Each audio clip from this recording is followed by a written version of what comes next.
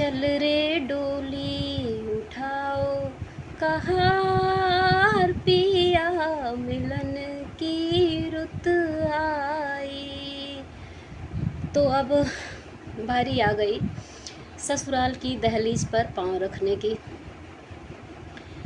शादी में बहुत सारा दहेज दिया गया, बहुत सारा पैसा खर्च हुआ। अब सेकंड मैरिज का डेट फिक्स हो गया फ्रेंड्स, 23 अप्रैल। 6 मई को मेरी शादी हुई और 23 अप्रैल को, जैसा कि आप लोगों को मैं वीडियो में बता चुकी हूँ कि मेरी शादी में विदाई नहीं हुई थी, हमारे वहाँ गौना जाता था, तो डेट फिक्स हो चुका था फ्रेंड्स 23 अप्रैल। अब यहाँ पे तैयारियाँ ज़ोरों शोरों से चल रही थी कि बेटी को मतलब कोई कमी ना कहीं से रह जाए। माँ बाप हमेशा यही चाहते हैं कि कहीं कोई कमी ना रह जाए, वो हर संभव प्रयास करते हैं। मेरे भी मम्मी पापा हर संभव प्रयास किए, सब कुछ इलेक्ट्रॉनिक फर्नीचर मतलब सारा सब कुछ वो मुझे देने का कोशिश किए। तो हेलो एवरीवन, राधे राधे, जय श्री राधे कृष्णा।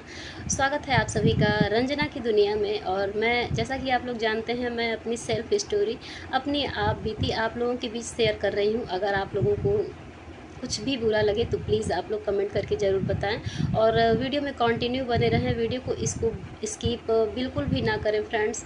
और तो फिर आज मैं आप लोगों के साथ शेयर करने वाली हूँ। बीच में बहुत सारी ऐसी बातें हुई फ्रेंड्स कि मैं अपने हस्बैंड के बिहेवियर से, अपने हस्बैंड के नेचर से भलीभूत परिचित हो चुकी थी।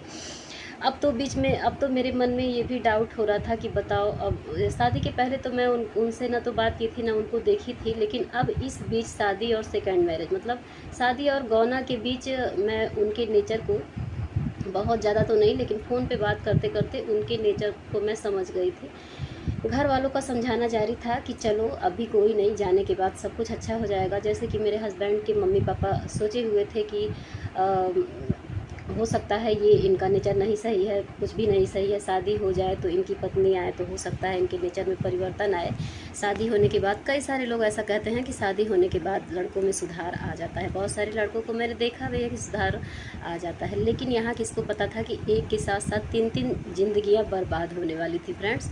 तो आप लोग हमारे साथ कंटिन्यू बने रहें और मैं बताने का प्रयास करती हूँ आप सभी लोगों को, क्योंकि बीच में बहुत सारी बातें ऐसी हुई जो मैं सोची कि अब ये सब क्या कहा जाए, और मेरे लिए सहज भी नहीं था। बहुत कुछ ऐसा हुआ बीच में, एक मतलब इस एक साल में क्या क्या हुआ वो मैं बस, अब मैं ससुराल में पहुँचती हूँ, इसके बाद यहाँ से क्या क्या होना स्टार्ट हुआ मैं आप लोगों को बताती हूँ फ्रेंड्स।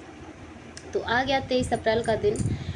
उसके बाद मैं पहुंची ससुराल पहुंचने के बाद क्या होता है कि जो भी रस्मों रिवाज था सब कुछ निभाया गया।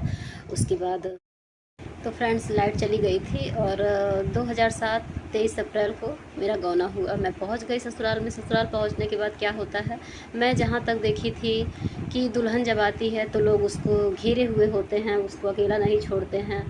और यहाँ पहुँचने के बाद क्या पता चला कि कोई एकदम, मैं अकेली रूम में बैठी थी। जब भी 1 घंटे 2 घंटे पे आते थे तो मेरे हस्बैंड एक आध बार आते थे, नहीं तो कोई नहीं।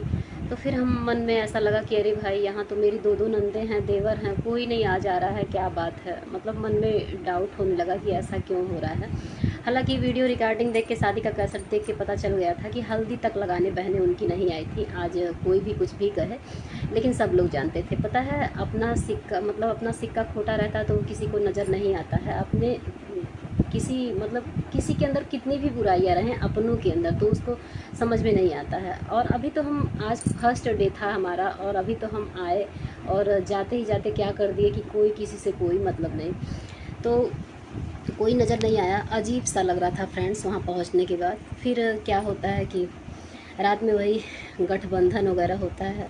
दूसरे दिन तीसरे दिन तो हम एक लोग आई, हमारी बगल की ननद, तो जो हमारी दूसरे दिन आई, वो जो हम जिनसे आपको मिलवाए थे, बड़ी सास की लड़की, तो वो आई, बोली कि हम उनसे पूछे कि ऐसा है, मम्मी क्यों नहीं आती हैं रूम में। तो वो बोली कि हमारे वहाँ 5 दिन पे मुंह दिखाई होता है, तो जब 5 दिन पे मुंह देखेंगी तभी वो आएंगी। हम कहे चलो भाई, ये भी बढ़िया है। उसके बाद 2 दिन 3 दिन 4 दिन ऐसा नहीं है, जब क्या कहें आप लोग खुद समझिएगा। तो जो भी था चलता रहा। तीसरे या चौथे दिन हमारे वहाँ से क्या था कि टीवी वगैरह। भले ही हमारे मायके में कलर टीवी नहीं था, वो लोग black and white TV use करते थे, बट हमको कलर टीवी दिए थे फ्रेंड्स। तो अब यहाँ पे सेटलमेंट होना था कि चौथे दिन सेटलमेंट होना था कि टीवी वगैरह फिक्स कर दिया जाए अपनी जगह पे। तो एक लोग आए तो उनसे कहे मेरे हस्बैंड कि तुम बताओ, हमको रिमोट दिए और बताए कि कैसे इसको ओपन किया जाता है, बताओ। तो हमारे वहाँ होता तब तो हम उसको ओपन करना जानते फ्रेंड्स, हम जब उस चीज़ को छुए ही नहीं थे तो हम क्या जानेंगे। तो हम कहे कि हमको नहीं आता है। अब ये चिल्ला के बोले, करे तुर माए दादा तो का सिखौले बाटे। मतलब एक मैकेनिक वहाँ पे खड़ा है और उसके सामने ऐसे बोले। तो जब ऐसे बोले ना, हम एकदम पैरों तले ज़मीन खिसक गई। अजीब से मतलब कड़े स्वर में बोले चिल्ला के, और हमको बहुत बुरा लगा उस समय। हम एकदम सहम गए। और उसी दिन से शुरू हुआ चौथा दिन। 3 दिन बड़े आराम से बीता, मतलब नई नई दुल्हन आई थी तो जो भी था चीज़ें। फिर चौथे दिन ऐसा हुआ तो 2 दिन तक हम बात नहीं किए। उसके बाद फिर अब इनका ड्रामा शुरू हो गया। इनका शुरू से क्या ड्रामा होता था फ्रेंड्स, ज़रा सा अगर कुछ हुआ ना तो ये बिस्तर ले करके तुरंत ये बाहर जाके, एक चारपाई था वो उठाते थे और बिस्तर उठाते थे, बस जाके बाहर अपना बिस्तर लगा के सोना शुरू। उसके बाद अब हमको ऐसा लगता था ना कि अगल बगल के लोग, जो भी परिवार के लोग हैं, वो लोग देखेंगे तो ये सोचेंगे कि नई नई शादी हुई है, ये बाहर आके क्यों सोया है। मतलब हमारे दिमाग में कई तरह की बातें चलती थी। हम ना दूसरों के बारे में सोचते सोचते आज इस कदर बेहया हो चुके हैं कि अब नहीं परवाह रहता है। लेकिन शुरू में बहुत ज़्यादा परवाह था। शुरू में अगर इन सब बातों का परवाह नहीं रहता फ्रेंड्स, तो जो भी चीज़ें ये सब जो हम इसके पहले आप लोगों को वीडियो में बताया ना, अगर इतनी हिम्मत होती तो शायद हम कह देते, डायरेक्ट मना कर देते कि, और अब पछताते हैं कि काश जब उस समय फ़ोन आया और मंडप में ही हमको उठ के खड़े हो जाना चाहिए था। अर्चना जी का कमेंट भी आया था कि रंजना जी आप पढ़े लिखे थे लेकिन संस्कार ऐसे नहीं मिले थे बहन कि हम अपने मम्मी पापा का विरोध कर सकें। पता है, संस्कार हम लोगों को ऐसा संस्कार मिला था कि हमारे पापा, हम लोग ऐसे बैठे रहते थे चौकी पे या कुर्सी पे कहीं भी, तो हमारे पापा जब ऑफिस से आते थे ना तो हम लोग तुरंत बैठे रह ही नहीं पाते थे, उठ के तुरंत खड़े हो जाते थे। ऐसा कुछ था। तो नहीं हो पाया ऐसा। काश उस वक्त इतनी हिम्मत आई होती कि हम मना कर पाए होते, तो आज मेरी ज़िंदगी जहन्नुम नहीं बनी होती फ्रेंड्स। तो अब शुरू हुआ फ्रेंड्स मुझे बात में नीचा दिखाने वाला काम। हर बात में मेरी मम्मी को सामने ले आना और मम्मी के बारे में उल्टा सीधा बोलना। तो मुझे कुछ भी कहा जाता ना तो मैं बर्दाश्त करती, और उन जो बोल रहे थे, मम्मी को भी कुछ बोल रहे थे तो मुझे बर्दाश्त ही करना था, न चाहते हुए भी। लेकिन जब मम्मी, पता नहीं क्या दुश्मनी था मम्मी से ना, उसी दिन से दुश्मनी शुरू हुआ जब चैन के बारे में, शादी के दूसरे दिन चैन के बारे में बहस हुई थी, तभी से मम्मी से दुश्मनी उनका शुरू हो गया। और वो मम्मी को उल्टा सीधा गाली, मतलब इतनी गंदी गंदी गाली का यूज़ करते थे कि हमको बहुत ज़्यादा गुस्सा लगता था। लेकिन हम मन ही मन में गुस्सा करके और मन ही मन क्या करें, कुछ समझ में ही नहीं आता था। तो फिर जब समय बीतता गया तो हम भी, जब वो मम्मी को कुछ भी बोलते थे ऐसे बात में, क्योंकि छोटी छोटी बातों पे, आप देखिए एक ऐसी लड़की जो ऑलराउंडर थी, फर्स्ट डिविजनर थी, हाई स्कूल इंटर सब हम फर्स्ट क्लास पास हुए थे फ्रेंड्स। और भगवान की कृपा से सिंगिंग भी अच्छा करते थे। मेरा दुर्भाग्य था, जब मैं क्लास 6 में पढ़ रही थी तभी मुझे दूरदर्शन पे मेरा प्रोग्राम आया था, और टीवी पे सब लोग, मेरी नानी के वहाँ बहुत ज़्यादा खुश थे, टीवी पे प्रोग्राम आया तो, और पूरा मतलब ऑफ़र ही था समझ लीजिए। लेकिन मेरे पापा डायरेक्ट मना कर दिए कि नहीं, हम इस लाइन में नहीं भेजेंगे कि कहीं शादी नहीं। मेरे पापा का सोच मतलब बहुत सामान्य, बहुत मतलब वो जिस कैपेसिटी के थे उस अनुसार वो लोग सोचते थे, उनकी भी कोई गलती नहीं थी।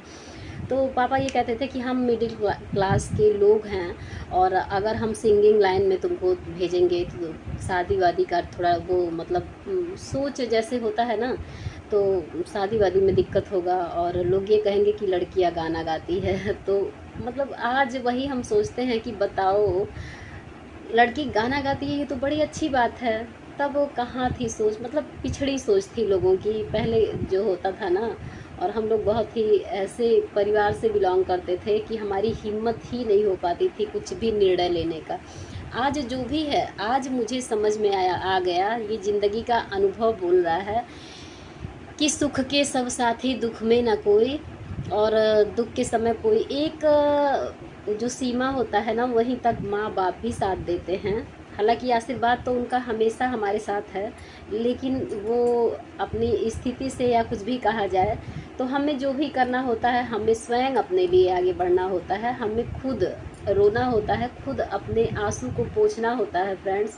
सब कुछ सेल्फ ही करना होता है। ये धीरे धीरे, ये मैं नहीं बोल रही हूँ, मेरा अनुभव बोल रहा है फ्रेंड्स। तो वीडियो मैं सोच रही हूँ ज़्यादा लंबा ना हो, क्योंकि एक लोग हैं पूरन करके, मुझे नाम भूल गई मैं। तो वो बोलती हैं कि दीदी आज के ज़माने में किसी के पास इतना समय नहीं है, आप जैसे घुमा घुमा के बात करती हैं। तो रियली वेरी वेरी सॉरी। और मैं कोशिश करती हूँ कि मैं ज़्यादा घुमाऊँ नहीं, लेकिन पता है बात करते समय मैं थोड़ा सा मुझे दिक्कत होती है। हालांकि साज को आज नहीं, दिक्कत नहीं होनी चाहिए मुझे। मैं सोचती हूँ कि निर्भीकता पूर्वक आप लोगों के सामने अपनी बातों को रखूँ, और इससे क्या होता है ना, मेरा भी मन थोड़ा सा हल्का होता है, क्योंकि मैं अंदर ही अंदर कहीं ना कहीं घुट रही थी अपने आप को, पश्चाताप के आग में मैं जल रही थी फ्रेंड्स। तो इसलिए बस जो भी है, वीडियो देख के आप लोगों को वीडियो मतलब क्या राय है आप लोगों की, कमेंट में ज़रूर बताएं। और आज हम बस वीडियो यहीं पे एंड करेंगे, मिलेंगे आप लोगों से कल के वीडियो में। तो अपना प्यार, आशीर्वाद, दुलार आप लोग बनाए रखें। राधे राधे, जय श्री राधे कृष्णा। आप लोग अपना ख्याल रखिएगा दोस्तों, और प्लीज़ अगर कुछ भी गलती नज़र आई हो तो मुझे क्षमा कीजिएगा, माफ़ कीजिएगा। और अपनी बहन पे अपना ढेर सारा प्यार लुटाते रहिएगा। Bye bye, see you.